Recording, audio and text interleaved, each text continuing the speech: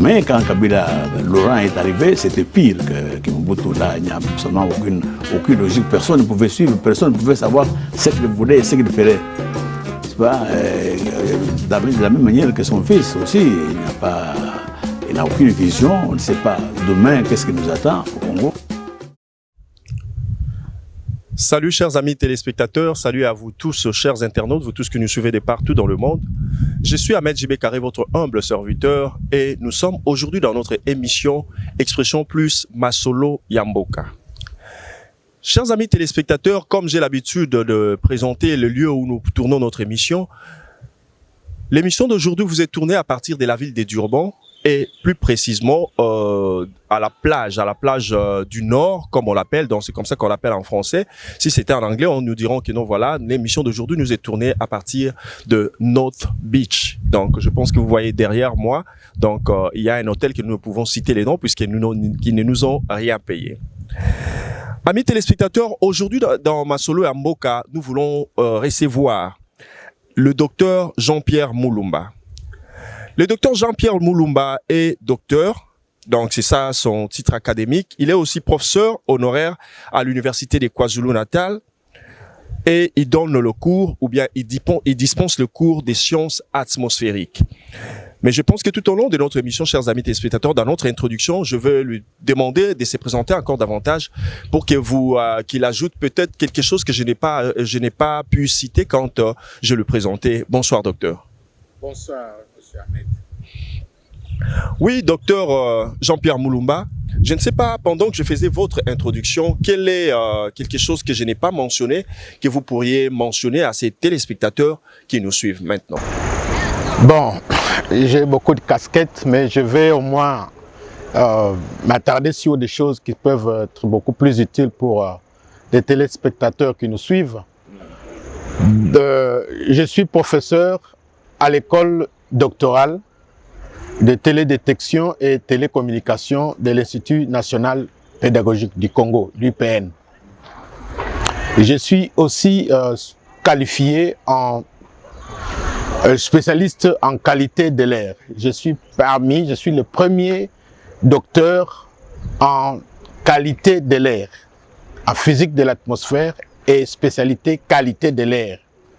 C'est une science environnementale qui est nouvelle et j'en suis la première personne qui, au moins au Congo, en connaît beaucoup plus. Voilà, le reste, je crois, je suis aussi consultant international en matière d'environnement dans plusieurs pays, en Afrique du Sud, au Nigeria, Tanzanie, Ouganda aussi. Oh, ok. Alors, vous aviez parlé tout à l'heure de la qualité de l'air. La qualité de l'air, en fait, qu'est-ce que vous pouvez apprendre au monde ou bien qu'est-ce que vous pouvez aider notre continent quand on parle de l'air? Est-ce qu'on a besoin de l'air? Qu'est-ce qu'il faut profiter? Comment pouvons-nous profiter de l'air pour que vous ayez cette responsabilité de protéger ou je ne sais pas quoi? Comment pouvez-vous nous expliquer cela? Oui, aujourd'hui on parle de la qualité de l'air. C'est peut-être un terme assez absurde pour la plupart des gens qui nous suivent, mais je voudrais bien aller un peu plus bas pour que les gens me comprennent. On parle aujourd'hui des changements climatiques. Le changement climatique est causé par le fait qu'il y a des gaz à effet de serre qui sont dans l'atmosphère qui causent un réchauffement inhabituel. Alors ces gaz ont un effet sur l'atmosphère qui fait que les rayonnements solaires, au lieu d'être réfléchi directement, il est plutôt réfléchi 2 fois. C'est ce qui fait que ce qui cause l'augmentation de la température au niveau du sol. Alors, lorsque nous parlons de la qualité de l'air, c'est-à-dire de l'air qui est dépourvu de tous ces polluants-là, et ces polluants qui sont négatifs, néfastes plutôt pour l'homme et pour l'environnement. Voilà. Ok, cela veut dire, par rapport à votre réponse, donc cela veut dire que nous, les humains qui vivons sur cette terre, nous perturbons la bonne circulation de l'air. Oui, pas la bonne circulation de l'air plutôt, mais la bonne composition de l'air. Parce que l'air tel que créé par Dieu, l'air, la composition de l'air, c'est qu'il y a 21% d'oxygène et 78,9% d'azote et 0,1% des impuretés. Mais voilà qu'avec les activités industrielles, avec les activités de l'homme, l'homme arrive à perturber cet équilibre qui fait que la quantité des impuretés dans l'air augmente. Et c'est là qu'on parle de la pollution de l'air. L'air est pollué lorsqu'il contient une grande proportion de substances qui sont nocives et à l'homme et à l'environnement. Alors, parlons de la quantité de l'impureté. Donc, naturellement, l'air doit avoir aussi l'impureté. Naturellement, l'air a des impuretés, mais qui sont en trace. 0,1%, c'est rien. C'est rien, c'est presque rien. C'est presque rien. Voilà. Alors, maintenant, la façon dont nous perturbons, par exemple, comme vous aviez dit là, alors, donc, nous créons davantage des impuretés dans l'air, ce qu'il ne fallait pas. Non, c'est ce qu'il ne fallait pas. Parce que les impuretés que nous créons, c'est ce qui perturbe le climat. Alors, la présence de ces impuretés perturbe le climat, et d'où nous avons des extrêmes, des événements extrêmes comme des vents, des cyclones, qui occasionnent des inondations des rivières, ainsi de suite, tout ça. Et le réchauffement de la Terre causé par la présence de polluants au niveau du sol, au niveau de l'air, de l'atmosphère aussi, fait qu'il y a des pressions, c'est-à-dire l'amincissement de la couche d'ozone qui nous protège contre les rayons ultraviolets. Alors ça cause encore un problème beaucoup plus intense sur l'atmosphère, sur nos ressources humaines, comme la forêt et nos eaux. Vous voyez, vous savez qu'au niveau des pôles, on a remarqué qu'il y a des glaciers qui sont en train de fondre à cause de l'augmentation de la température du sol. Et lorsque la température du sol augmente, ces glaciers se dissolvent et se liquéfient et il y a augmentation de la surface de l'eau au niveau des océans. Voilà. Alors, ne vous sentez-vous pas en contradiction avec des religieux qui attribuent presque tout à la spiritualité quand vous parlez des cyclones, des tourbillons et des choses comme ça? Non, non. Vous savez, depuis tout le temps, l'homme a toujours cru que le monde était fait comme ça et que rien ne pouvait expliquer certains phénomènes qui se passent. Non. La plupart des phénomènes qui se passent, c'est pourquoi nous avons poussé nos études un peu plus loin pour avoir les doctorats, afin de comprendre les phénomènes naturels. Vous savez que la physique ou même l'environnement dans lequel nous sommes spécialistes, ce sont des sciences naturelles. Nous avons poussé notre raisonnement plus loin pour comprendre les phénomènes tels que les cyclones, d'où ça vient, les tornades, d'où ça vient, comment on arrive à avoir des inondations dans les rivières, comment les ravins se forment, et ainsi de suite. Tous ces phénomènes qui sont parfois attribués à la spiritualité, nous avons la clé. Oui. Que nous sommes à la fin, c'est la fin du monde, tout ça. Donc, ce sont des phénomènes, si on peut dire des phénomènes tout à fait naturels. Ce sont des phénomènes naturels qui peuvent être expliqués, scientifiquement. Vraiment. Voilà. La science et la religion. Oui, chers amis téléspectateurs, vous tous qui nous suivez de partout, allons-y poser la question plutôt au docteur Jean-Pierre Moulumba. Pourriez-vous nous donner la définition claire et simple du mot environnement? En fait, l'environnement, c'est l'état, à un moment donné, des conditions physiques. C'est l'ensemble, disons, des conditions physiques, des conditions chimiques, conditions physiologiques, conditions sociologiques et même biologiques, dans lesquelles l'homme se retrouve à un moment donné. C'est cela qu'on appelle environnement. C'est là qu'on appelle environnement. Voilà. Oui, chers amis téléspectateurs, chers internautes, vous tous qui nous suivez de partout, je pense qu'en ces moments, vous êtes très attentifs parce que vous voulez comprendre au fait l'environnement. Et aujourd'hui, nous voulons vous parler de l'environnement et nous voulons vous parler aussi de sa place dans notre pays. Parce que comme nous savons aujourd'hui, dans notre pays, on est en train de former un gouvernement. Mais vous allez voir que les autorités morales de notre pays, quand ils envoient des lettres au Premier ministre, il ne faut même pas attention au ministère de l'Environnement parce qu'on se dit que non, voilà, ça n'a pas d'argent et tout consort. On cherche à positionner leurs candidats, disons, dans des ministères comme de finances, de budget, des affaires étrangères et tout consort parce qu'on croit que c'est par là où se trouve de l'argent. Aviez-vous un parcours dans l'environnement dans notre pays, cher professeur? Bon, merci beaucoup pour la question. Je n'ai aucun parcours au niveau national sur l'environnement. Mon parcours sur l'environnement, ça fait pratiquement 14 ans que je travaille ici en Afrique du Sud. Après mes études de master, et puis après le doctorat aussi, ça fait 14 ans que je suis dans le domaine de l'environnement. Alors, je suis beaucoup plus ici en Afrique du Sud, beaucoup plus dans les pays comme le Nigeria, l'Ouganda, la Tanzanie, voilà. Au moins, je peux citer juste ces pays-là qui me sont familiers, où je vais souvent travailler dans le domaine de l'environnement. Et alors au pays, vous étiez dans quelle industrie, disons, vous étiez de quel domaine? Oui, au Congo, j'étais dans le ministère de l'Agriculture, où j'ai travaillé comme coordonnateur provincial au ministère du Développement Rural. J'étais coordonnateur provincial d'un service qu'on appelle SENAUP, c'est-à-dire ce service national pour l'agriculture urbaine et périurbaine. Et voilà. Alors, parlons de l'agriculture, d'où vous aviez aussi un parcours. Pouvons-nous vous poser la question de savoir, de nous faire la différence entre l'agriculture et l'environnement pour qu'on puisse procéder? Oui, l'environnement, je voudrais dire que l'environnement, c'est une science dynamique.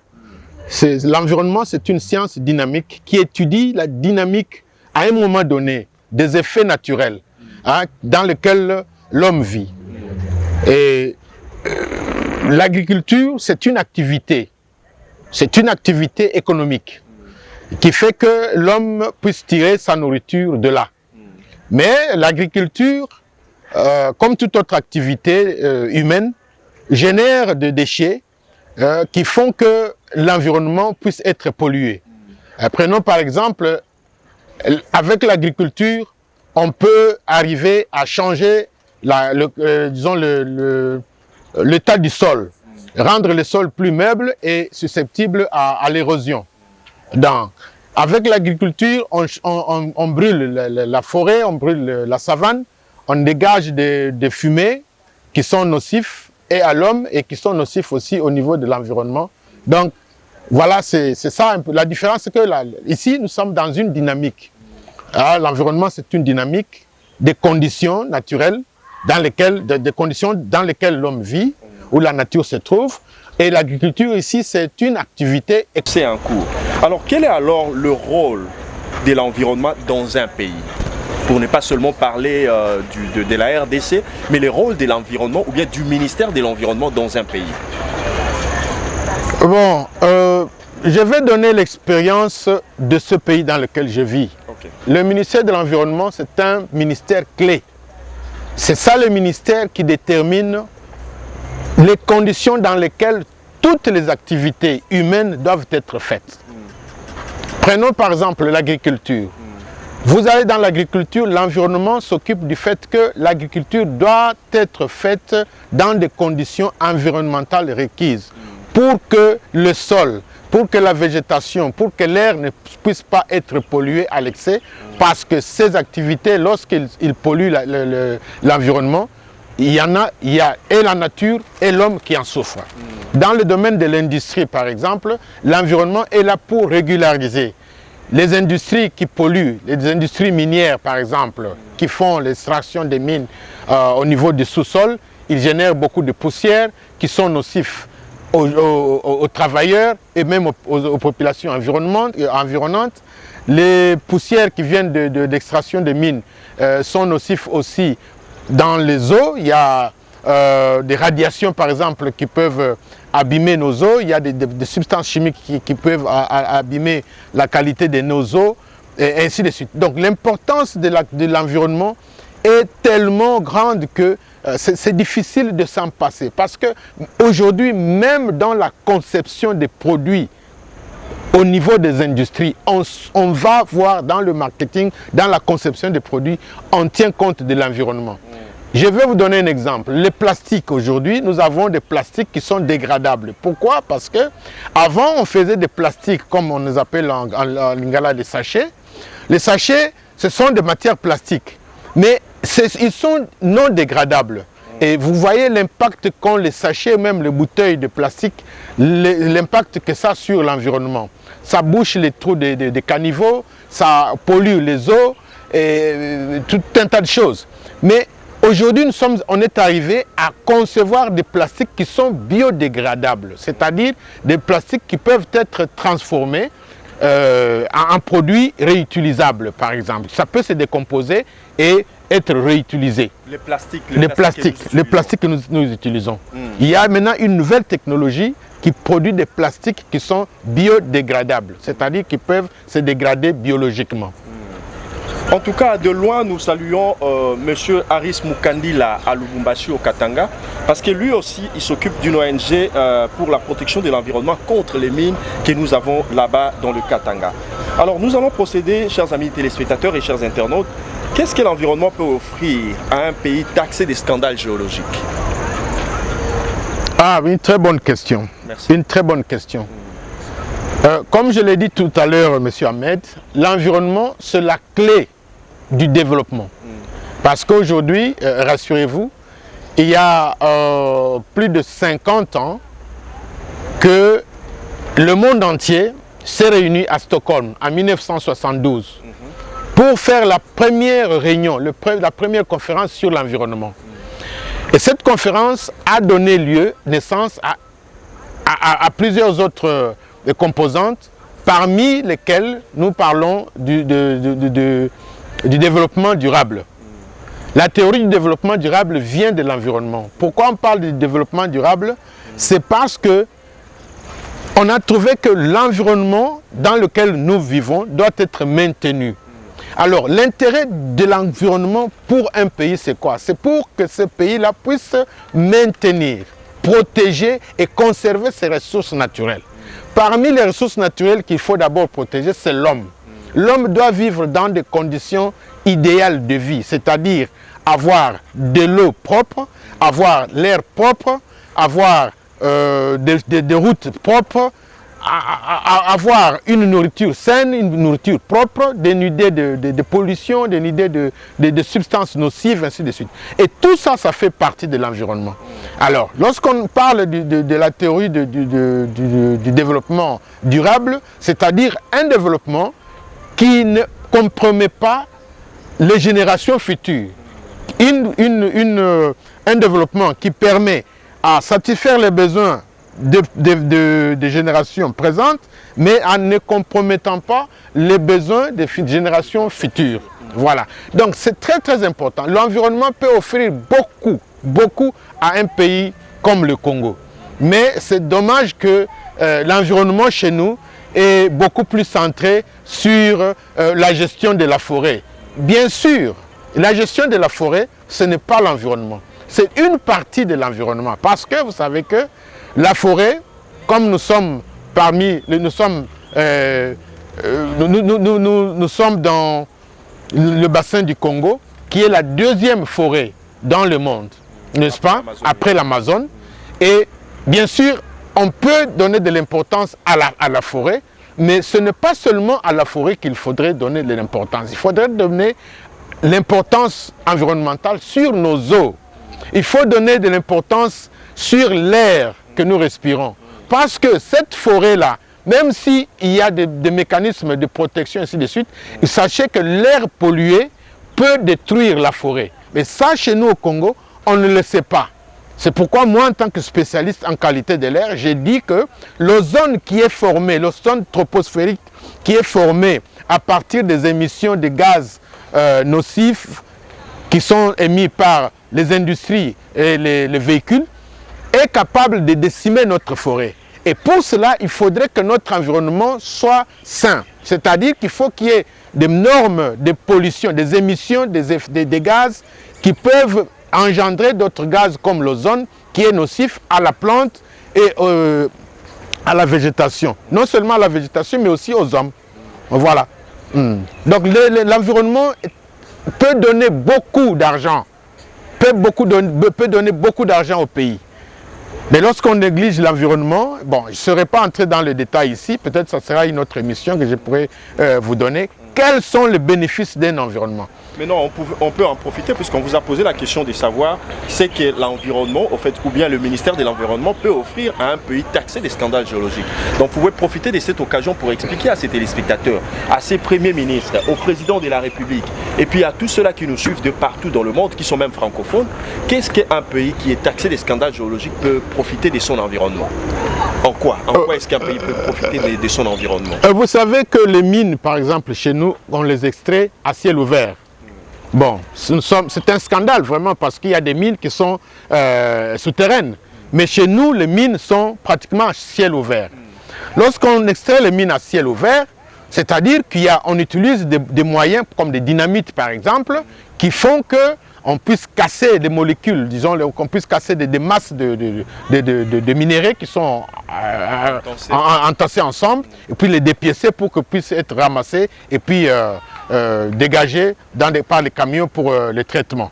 Alors, ne fût-ce que ce procédé-là, lorsqu'on met des dynamites dans les mines, ça fait secouer le sol. Vous voyez ces vibrations-là, ça c'est de l'environnement. Vous voyez ça? Mais il faudrait qu'il y ait des standards.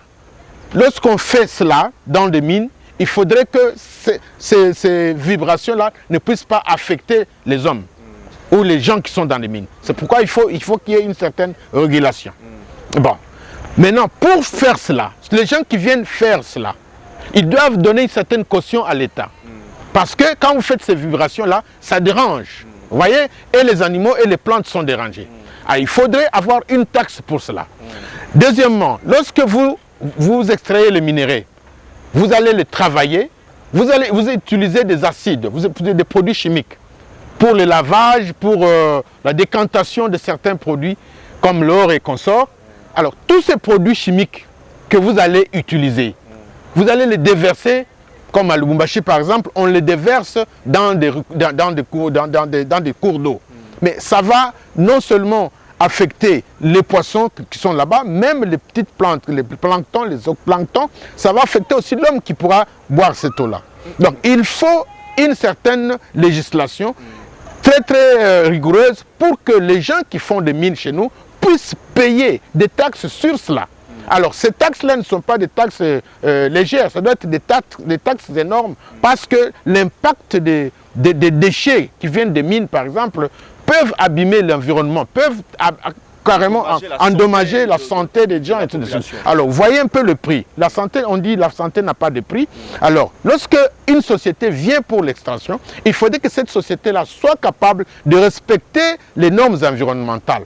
Autrement, il y a des sanctions qu'il faut lui donner. Et même avant les sanctions, on doit lui faire payer des taxes en ce que ces activités vont entamer la santé des gens et entamer aussi la santé de l'atmosphère. Donc, il y a beaucoup de taxes que l'on peut recevoir à partir de l'environnement. Aussi, si un pays comme le Congo, un scandale géologique, maintenait son environnement propre, un environnement sain, ça amènerait beaucoup d'investisseurs. Mais voyez, si vous n'avez pas de normes environnementales mises en place, les gens ne viendraient pas parce qu'ils ont peur du danger. La respiration de l'air, là où ils viennent, l'air est pollué, ils ne peuvent pas venir. Là où il n'y a pas de sécurité environnementale, on ne sait pas sur quelle base il faudrait se poser pour extraire tel ou tel autre minerai, tout ça. Il y a tout un tas de choses, un protocole là-dessus qu'il faudrait mettre en place pour que les activités puissent être faites. Alors, si ces activités sont faites d'une façon hasardeuse, les conséquences seront vraiment très fâcheuses. C'est pourquoi l'environnement, et même dans le transport des minéraux, même leur transformation, lorsqu'on va, par exemple, chercher à fondre le cuivre pour en extraire je ne sais pas quoi là, ou bien l'or, les fumées qui sortent, il faut qu'il y ait une taxe pour ça, une taxe sur émission. J'ai proposé ça au ministère de l'Agriculture, au ministère de l'Environnement. Okay. Jusque-là, nous n'avons pas une taxe sur la pollution de l'air.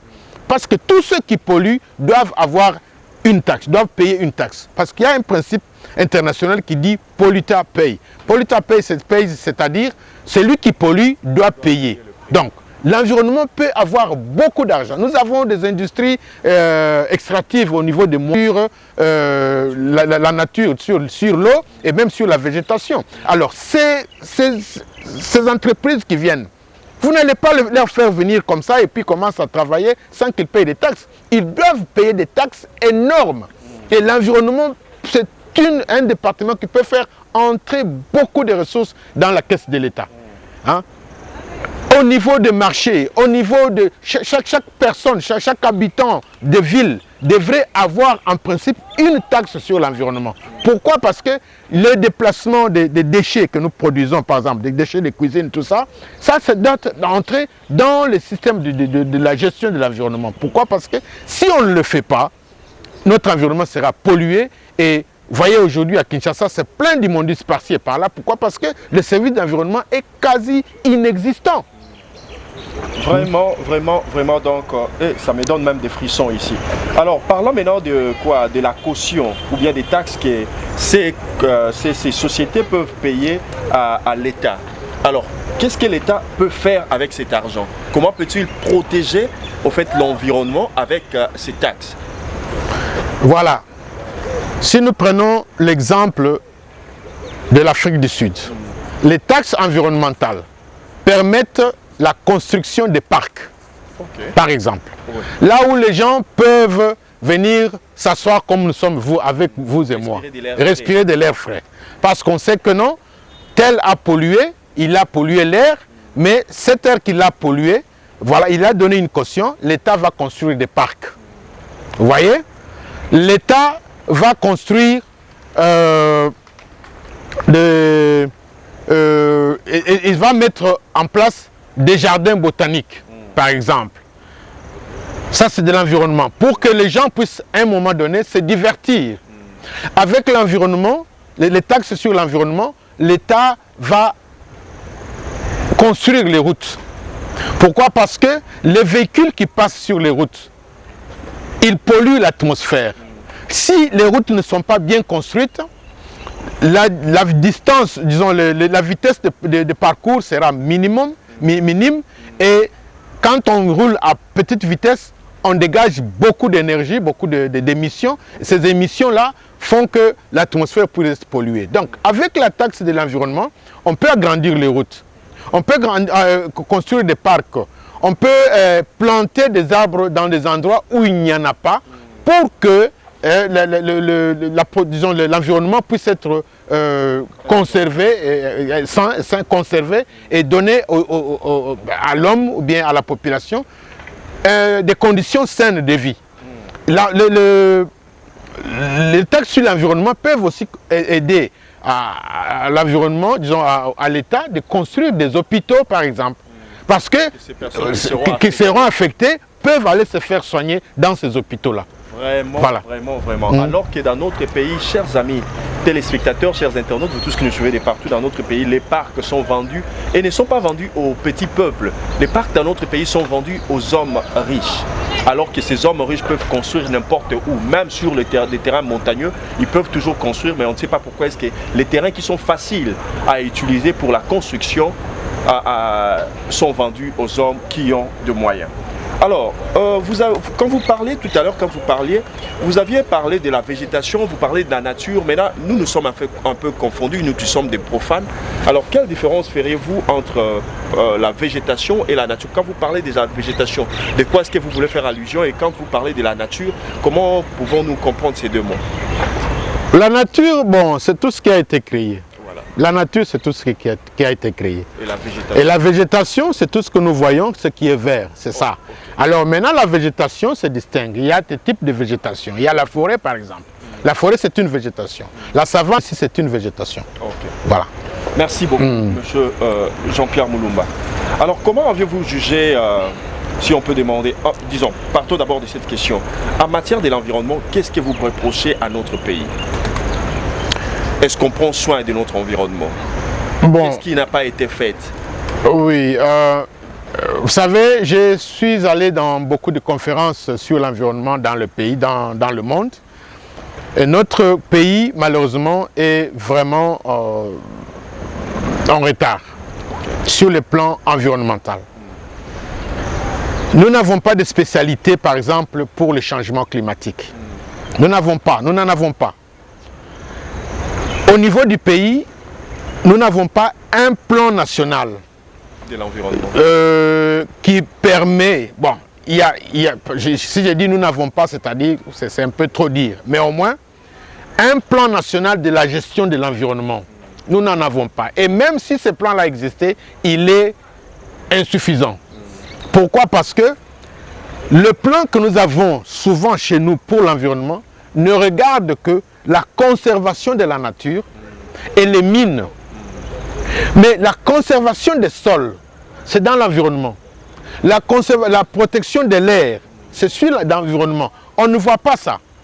Le changement climatique, quelles sont les stratégies que le pays a pour contrer le changement climatique? Nous n'en avons pas, parce que si nous en avions, nous devrions avoir une loi qui devrait avoir des normes et standards sur les émissions atmosphériques.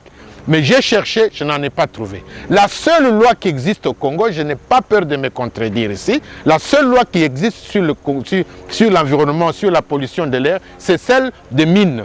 Mais dans nos villes, par exemple, sur les autres industries, il n'y a pas cette loi, il n'y a pas de normes et standards.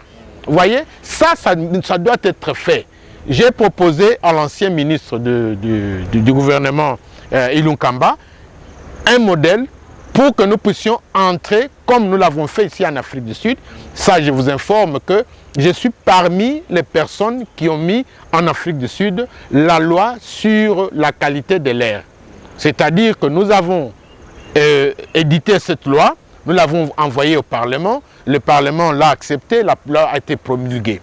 Et nous avons fait, à partir de la promulgation de cette loi, nous avons fait ce qu'on appelle une loi cadre pour l'accompagnement de cette loi sur la gestion de l'environnement. Et la loi cadre-là n'existe pas. Pourquoi? Parce que chez nous au Congo, au niveau des municipalités, au niveau des localités, au niveau des provinces, des districts, au moins des districts où il y a des industries. Évidemment, nous sommes dans un pays qui n'est pas industrialisé comme l'Afrique du Sud.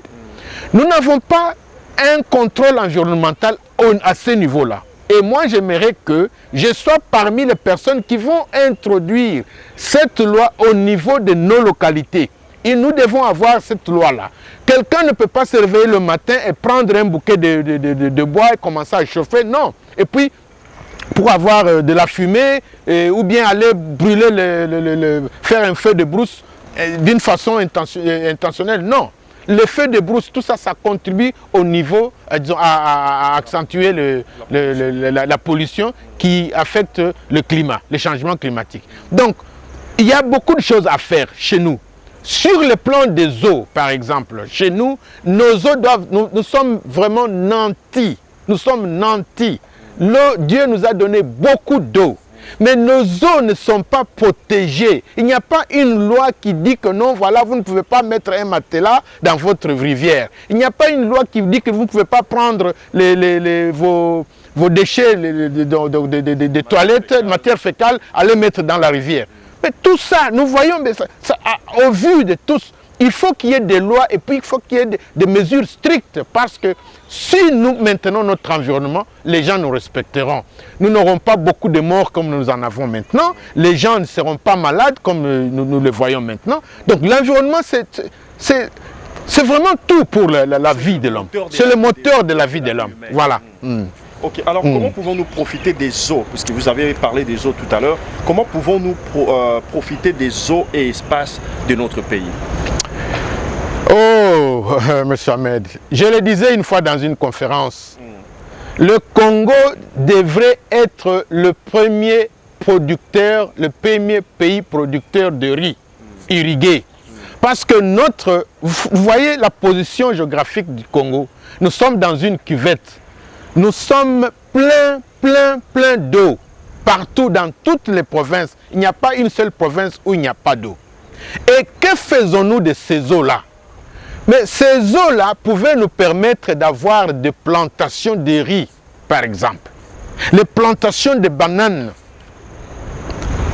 Tout à l'heure, là, j'apprenais que non, voilà, il y a la famine au Congo, il y a les PAM qui va amener à manger. Non, mais vraiment, nous avons tellement d'eau que notre agriculture pouvait être une agriculture irriguée grâce à cette eau-là.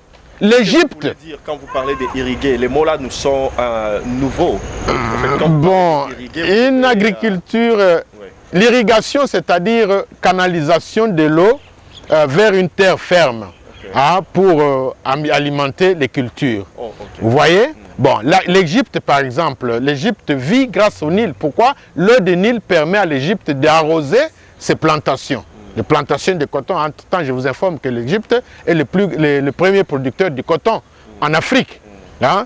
Bon, mais ils le font comment? Avec l'eau d'irrigation. Mais nous qui avons beaucoup d'eau, que faisons-nous de ces eaux-là? Moi j'aurais pensé que nous pouvions utiliser nos marécages pour faire beaucoup de cultures de riz, par exemple.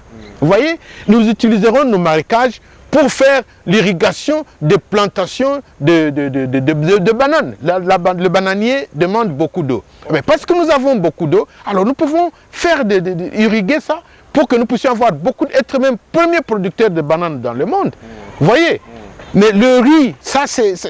Parce qu'il y a, attention, il y a deux sortes de riz. Il y a le riz irrigué. Prenez les Philippines. La Chine, par exemple. La Chine ne fait pas le riz de montagne. La Chine fait le riz irrigué. Les Philippines, Indonésie, ce sont les riz irrigués dans les marécages. Et ce riz-là est beaucoup plus productif que le riz de montagne. Le riz de montagne, c'est le riz qu'on cultive sur une terre ferme. Hein? Et puis, elle est alimentée par les pluies. On appelle ça le riz de montagne avec... qui reçoit les pluies, disons les pluies. Oui, on appelle aussi riz pluvial. Voilà, une culture pluviale de riz. De l'eau qui vient de l'eau. Oui, oui. Voilà. Voilà, alors comment jugez-vous l'État alors? Parlons de ceci. Ça c'est une question, je pense, qui peut-être les téléspectateurs qui nous suivent se demandent, se disent, mais pourquoi est-ce qu'on ne pose pas cette question? Comment jugez-vous l'état de l'environnement de notre pays? Non, notre environnement n'est pas bon. L'environnement du Congo en général n'est pas bon. Parce que quand on parle d'environnement, c'est quoi? On voit l'état dans lequel notre habitat se trouve. Nous n'avons pas de route. Les coins des avenues sont pollués avec des déchets consorts. Trop de bruit. Il y a trop de bruit. L'environnement n'est pas réglementé. Tout le monde peut faire quoi? Non, l'environnement c'est un peu de cartésianisme. On ne peut pas construire n'importe où. Non, on ne peut pas construire n'importe où. On ne peut pas et n'importe comment. On ne peut pas habiter n'importe comment. Les églises ne peuvent pas être construites dans des quartiers résidentiels. Les églises doivent être construites un peu à l'écart. Les écoles également. Mais tout ça, c'est l'environnement qui devrait donner le ton à cela. Lorsque le ministère de l'Environnement ne fait pas son travail pour éveiller la conscience des gens, que voilà, ce que vous faites est mauvais. Et vous savez, nous sommes pratiquement, je n'ai pas honte de le dire, les derniers en Afrique pour voir l'état. Par exemple, la ville de Kinshasa, l'état dans lequel la ville de Kinshasa, j'ai vu le président aller au marché de Kinshasa, où il y a des gens qui disent non, écoutez, laissez les gens. Mais c'est incroyable. Les gens ne peuvent pas patauger dans de la boue comme ça, dans des immondices pareils, mais c'est une source de maladies et une source de pollution intense. Parce que, tenez-en en compte, parce que les boues que nous voyons, les déchets que nous voyons là, à part les maladies, il y a des gaz comme le gaz méthane, l'hydroxyde de soufre qui s'en dégagent, qui sont nocifs, qui ont un effet néfaste sur la santé des hommes. Mais les gens ne le savent pas. Ils disent que non, laissez les gens rester là-bas. Non, non, non, non, non, non. On doit mettre tous ces gens là dehors, qu'importe, parce que la ville n'a pas prévu.